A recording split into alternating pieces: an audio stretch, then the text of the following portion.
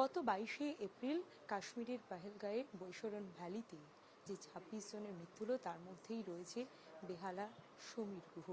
নিজের চোখের সামনেই দেখা এবং এই মুহূর্তেই তার স্ত্রী আমাদের সঙ্গে রয়েছেন।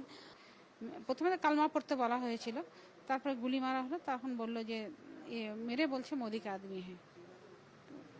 জানি না এই প্রুফগুলো মানে ওনাদের মাথায় এটা কে দিয়েছে, এবং আমাকে না সবাইকেই বলেছে বল দে না মোদিকে।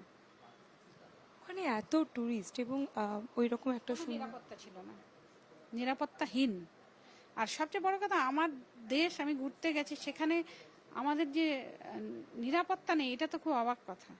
এটা অবাক হওয়ার ব্যাপার। যেভাবে মানে হয়েছে যে এখন কাশ্মীর শান্ত, কিন্তু শান্ত কোথায়? এটা শান্তের প্রমাণ দিয়ে গেল। আর ইন্টেলিজেন্স ফেল বলবো, সবচেয়ে বড় কথা বলবো ইন্টেলিজেন্স ফেল। কতক্ষণ পর সেখানে আর্মি সকলে?